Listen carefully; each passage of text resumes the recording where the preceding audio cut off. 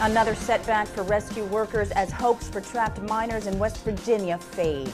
Also, the effort to capture carbon emissions from coal plants. We talk with the CEO of a company now getting federal funding for its CCS research.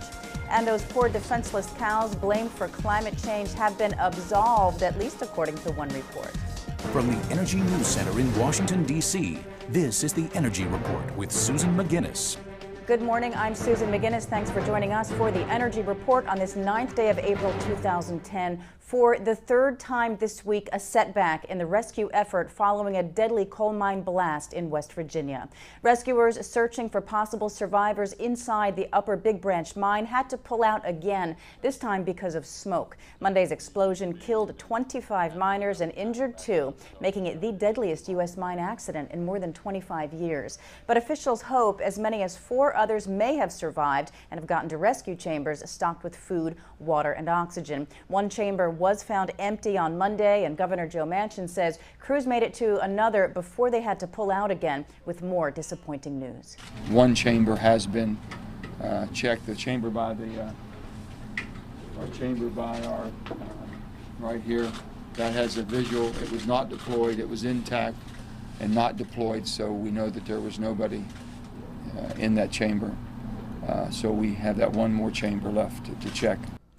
Federal mine safety official Kevin Strickland says it doesn't look like rescuers will physically be able to get to that third chamber because of the smoke. They may have to depend on cameras to check that one out. Federal officials warned mine owner Massey Energy about 2 years ago that a, quote, pattern of violations could lead to stricter oversight or a possible shutdown, but the mine escaped this stepped-up enforcement after coming up with a plan to fix the problems. Since then, the mine has received hundreds more violation notices, including several about the buildup of explosive gases. This week on Clean Sky Sunday, we talk with a 26-year veteran of the Mine Safety and Health Administration. That show is in the D.C. metro area Sunday morning on WJLA-TV at 9:30 a.m. and thereafter right here on the website. Climate negotiators gather in Bonn, Germany this weekend for their first meeting since Copenhagen. Their first order of business is where to start. Some delegations, including the U.S., want to start with the only result out of Copenhagen, the Copenhagen Accord. Others want the talks to resume on the 2 official tracks that were to conclude in Copenhagen but did not. A key rift: one track would extend the Kyoto Protocol, which developing nations demand, but developed nations are increasingly resisting. Another issue that may dominate this meeting: naming a replacement for Evo de Boer. The UN climate chief is stepping down July 1st.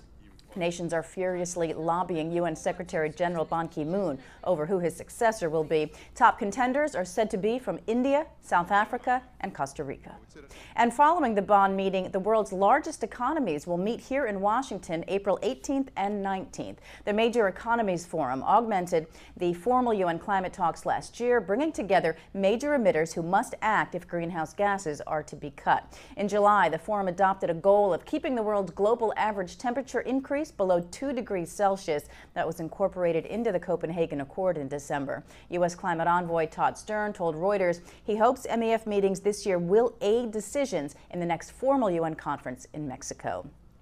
South Africa is getting a $3.75 billion World Bank loan, most of it to build a huge new coal generating station, and environmental groups are furious with the United States. South Africa has had severe power shortages and says it needs this 4,800 megawatt complex to grow its economy and raise living standards. The U.S. issued a statement saying the plan appeared to be at odds with South Africa's commitment to climate change leadership. But the U.S., the World Bank's largest shareholder, abstained from the decision on Thursday. That left environmentalists livid at its failure to stop the loan. They call it a step backward for the climate. South Africa has vast coal reserves and is Europe's main coal supplier. The new plant will use high-efficiency supercritical technology for the first time in Africa.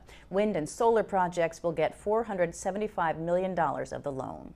The effort to clean up even the most efficient coal plants is now a major focus for the coal and power sectors, and the competition is getting more crowded. This is a look at one of the leading efforts underway in the U.S., the Mountaineer Plant Project in West Virginia. Partners AEP and Alstom billed this as the first fully integrated carbon dioxide capture and storage technology validation project. Also joining the CCS research field, NRG Energy. Last month, the company received more than $100 million in DOE grant funding for a post-combustion project outside of Houston.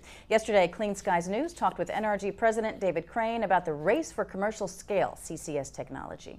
There are definitely synergies involved with that, because just the more people you have thinking about these solutions, the more chance you're going to have synergies and people are going to work together. But at the same time, we're still at the stage where there's so many different approaches being used in terms of the basic paradigm is how you capture carbon, that we're still at I think we're still at the demonstration stage.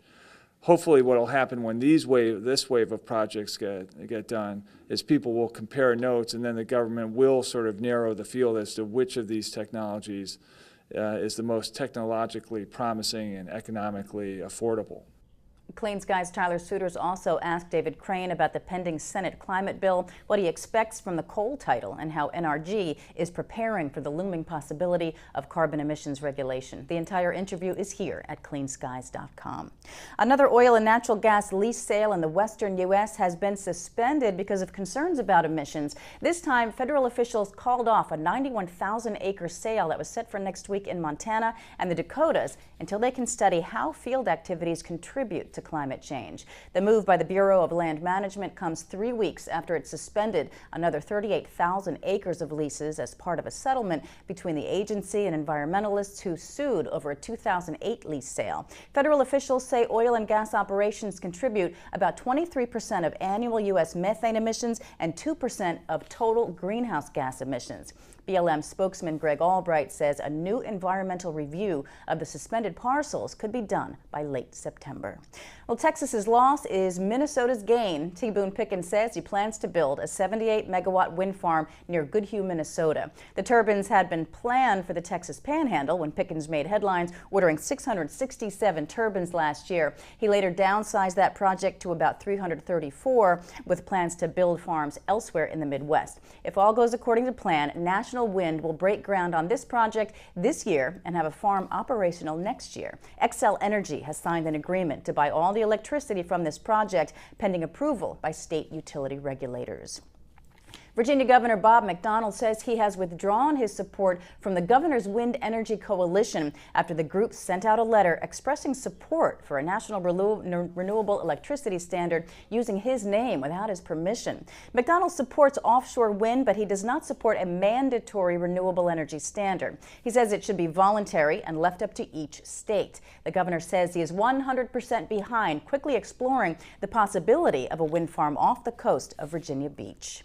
California regulators have given PG&E and Southern California Edison permission to develop fuel cell power generating facilities at several California universities. PG&E plans to build 1.4 megawatt plants at San Francisco State and Cal State East Bay in Northern California, while 1 megawatt plants have been proposed by Edison for Cal State San Bernardino, Long Beach, and UC Santa Barbara. The utilities say these are pilot projects and will help them learn how fuel cells can generate power for their grids. Bloom and Fuel Cell Energy will build the plants at a total cost of more than $40 million, with completion expected by the end of this year.